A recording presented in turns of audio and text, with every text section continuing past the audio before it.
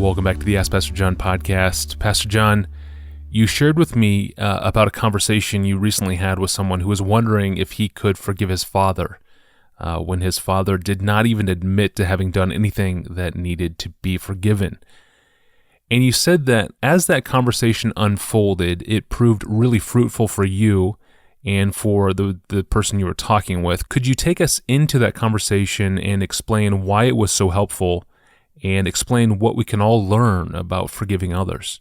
Right. The reason it became so helpful is that I saw implications for my own life. I mean, my relationship with my wife, my children, my colleagues, I saw reverberations everywhere. That very often happens to me when I'm trying to help someone else who asks me a question sort out their relational issues.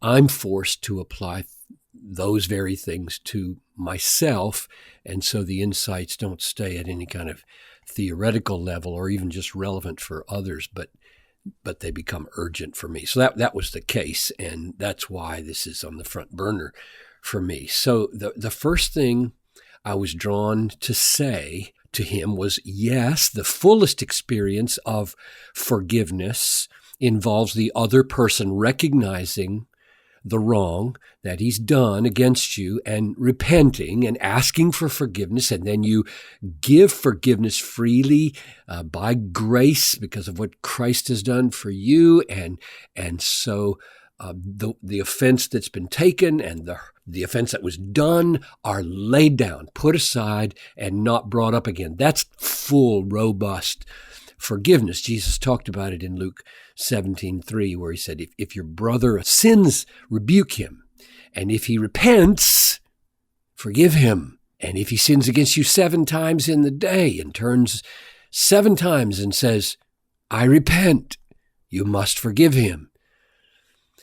But my friend who asked me this question was asking not about that situation and how you get the grace to forgive somebody 7 times who repents 7 times, but what do you do with, in this case, a father who doesn't recognize any wrong that's been done and so isn't repenting, isn't asking for forgiveness? Does forgiveness make any sense in that situation? How do you navigate that? And what I said was that there are at least two other categories, biblical categories that need to be stirred in here besides forgiveness. One is, I'll call it enemy love.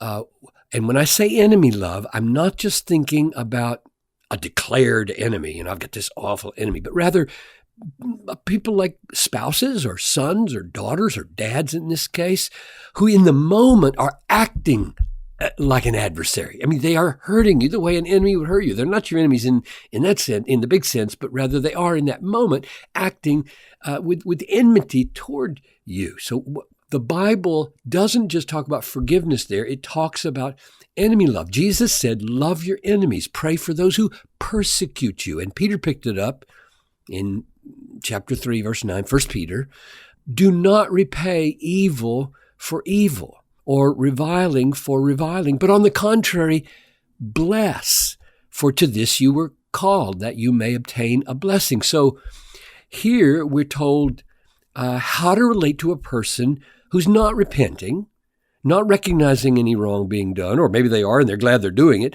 And the answer is don't return evil for evil. Rather, bless them.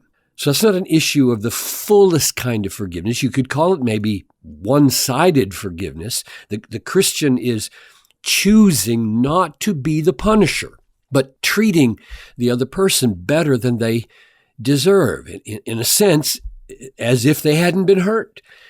Now, the second category, besides enemy love and forgiveness, is forbearance or endurance. Colossians 3:12, put on, as God's chosen ones, holy and beloved, compassionate hearts, meekness, patience, bearing with one another, or the old King James, forbearing one another, or enduring. And Paul says in 1 Corinthians 13:7, I think, love bears all things, believes all things, hopes all things, endures all things. So love doesn't just forgive when another person repents and doesn't just bless when we're hurt, but it bears with, it endures, it forbears.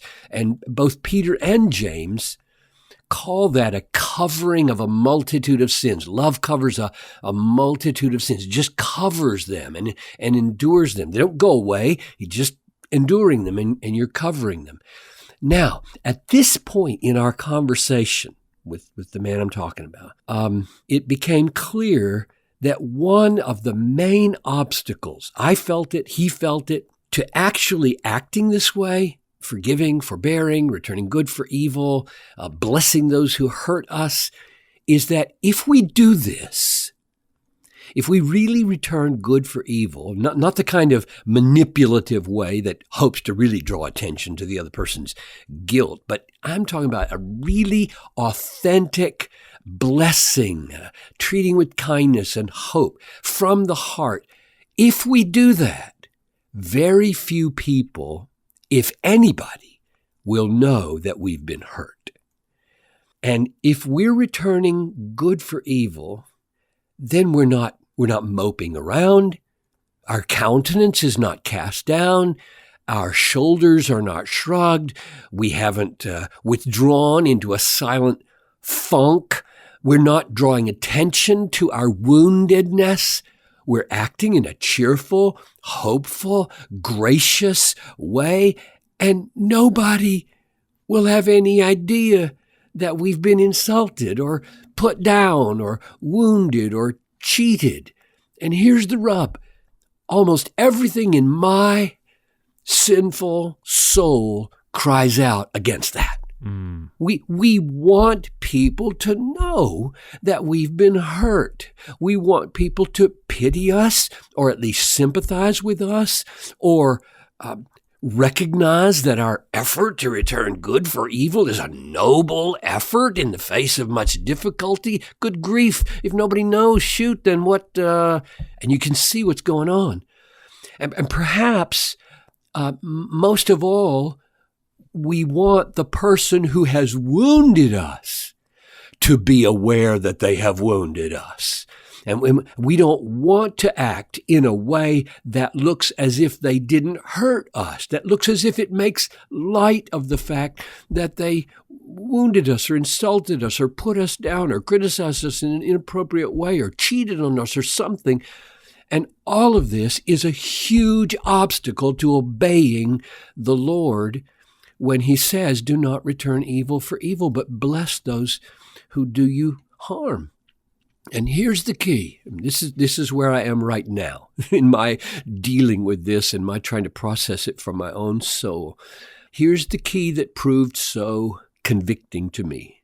The key is how important and how satisfying to us is the fact that God knows we've been hurt, that God understands and God attends to us.